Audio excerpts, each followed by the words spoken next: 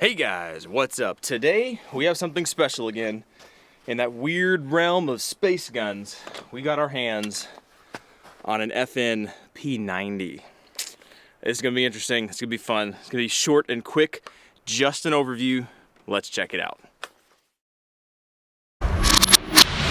Alright, so the Kel-Tec it's not a Kel-Tec, nope, the Kel-Tec P50 was a fun gun to look at.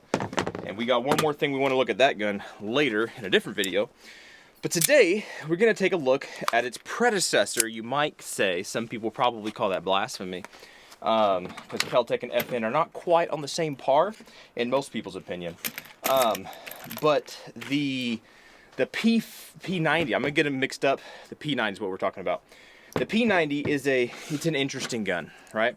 This is not, again, this is a gun that I'm sure has very specific roles and uses.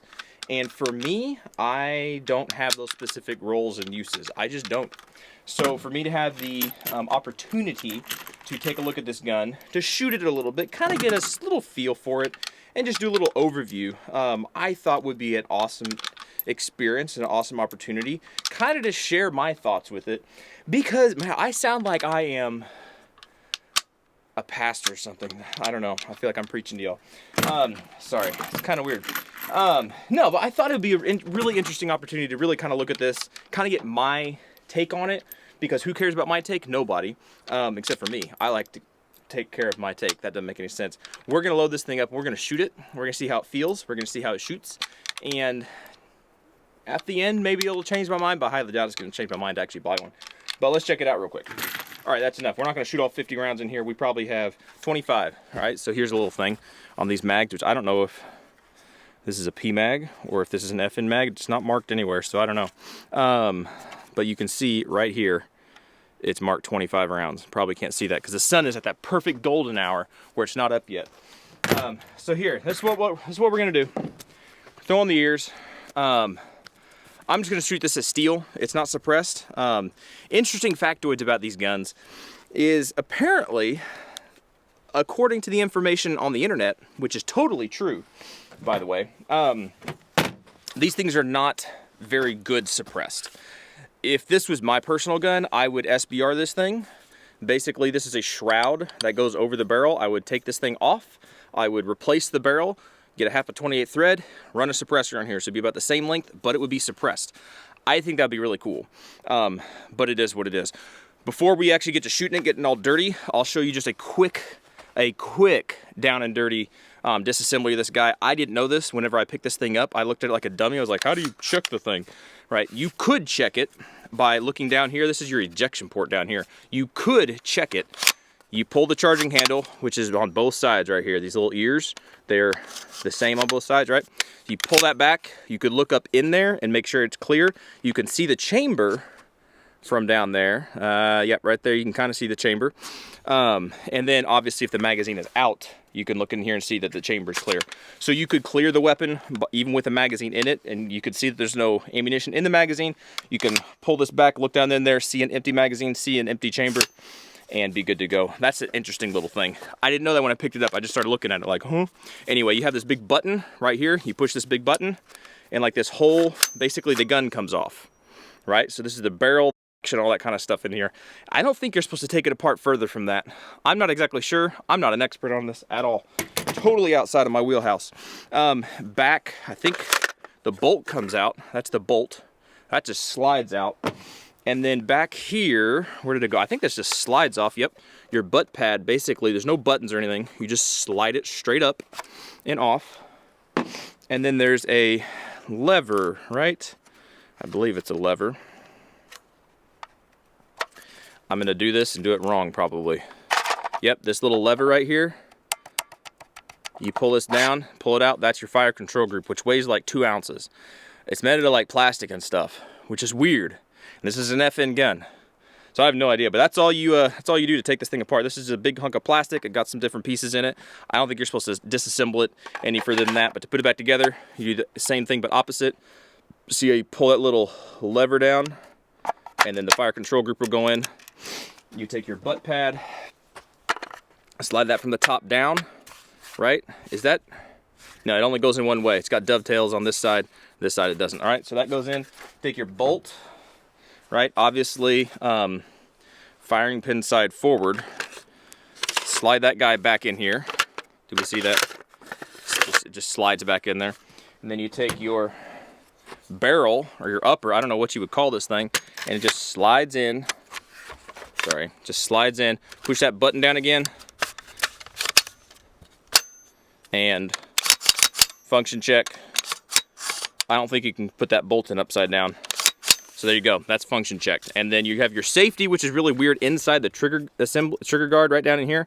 So this is on fire. And you push it forward, and that's on safe. It's like this wheel thing. It's very strange. The whole makeup of this gun is strange. So without further ado, let's load this guy. Make sure he's on safe. And let's shoot it. All right, so we're gonna angle this way a little bit. Whoa, don't fall off. We're gonna angle this way a little bit. You know what? Y'all don't like that. I don't like those views. I don't like when people do that. When I shoot the gun or see the gun shot, I want to see the gun shot. So here we go. We're going to shoot the gun from here. The ejection port is down here, so we should be good. So we're going to put it on fire, and we're just going to shoot, and I don't think we're going to hit anything, but we're just going to try it. All right, here we go. First shots with a P90. Almost said P50 again. Here we go. It's on fire. Interesting. Not much recoil to it.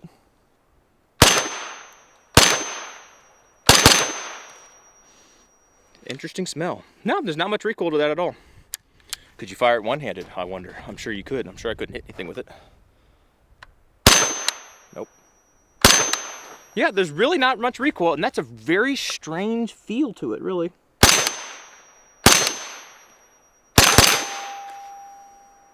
It's very interesting. You can feel a lot of stuff going on in here. That's definitely interesting. Now, if I turn it this way, will it shoot brass at you, I wonder? Do it gangster style? I don't know. You know better than I do. That is interesting. That is interesting. So it has kind of a sharp, thuddy recoil. There's not much to it.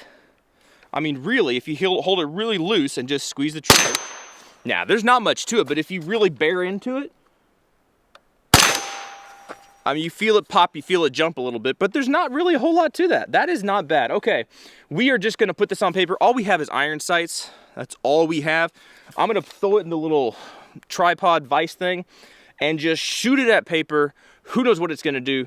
And I will make sure we're at 25 yards because last time with the P90 we made sure we were at 25 yards. I'm gonna do the same thing. I mean, this is technically a rifle because it's 16 inches. Put it on safe. Technically a rifle because it's 16 inches, but really this is short. This is made to be a little sub gun. It's not a sub gun, is it? No, I don't know. Anyway, let's throw it in the vise and see how it shoots. All right, so here we go. We are at 25 yards. And this is gonna be interesting to see how this works really. I have no idea.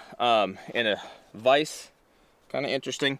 We're gonna shoot, we got at least 5 rounds in here, right? Yeah, we'll shoot 5 rounds and see if we can get a super tight group. See if we can just squeeze out whatever accuracy we can out of this guy. All right. Very strange holding it this way. Here we go.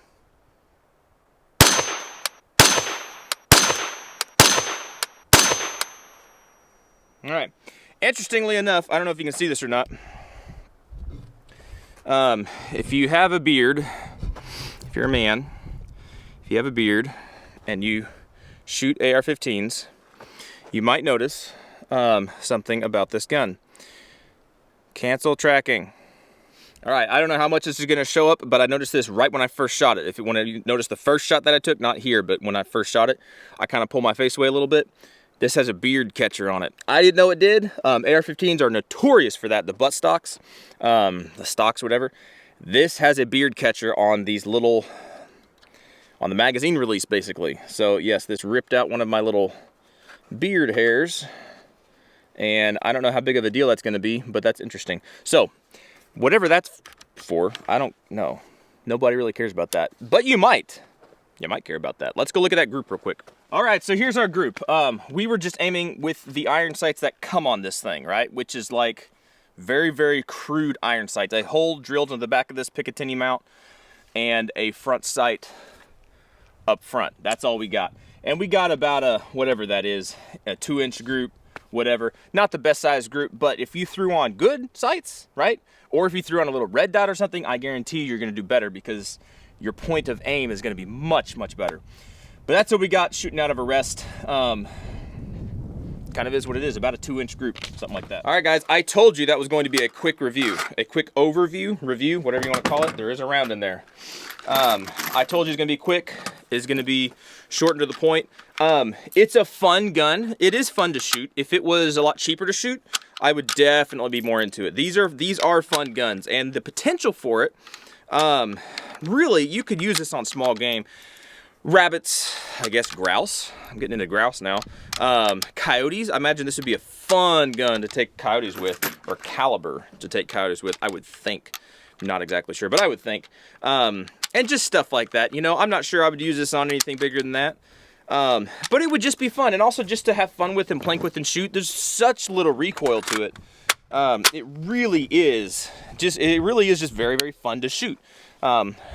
Case in point, let's just shoot.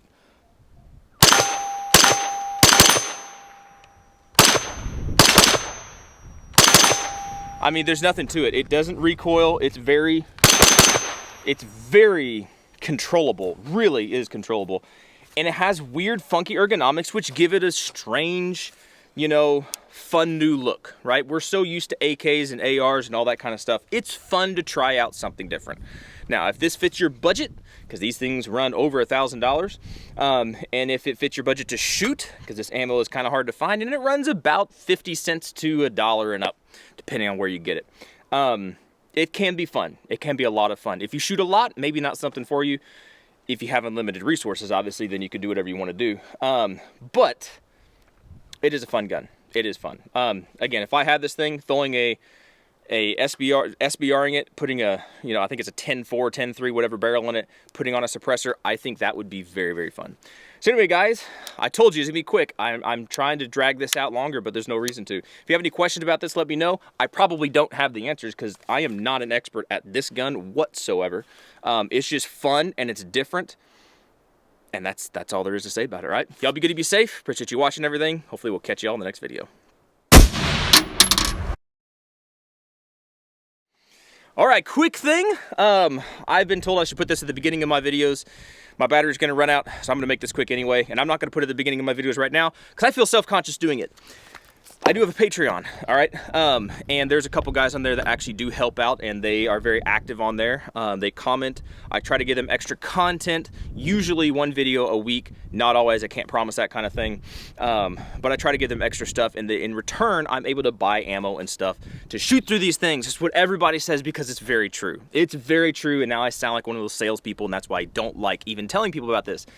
But in almost every single one of my videos, down in the description is a link to my Instagram, my gun streamer, another platform that everything just gets cross-posted on, and my Patreon.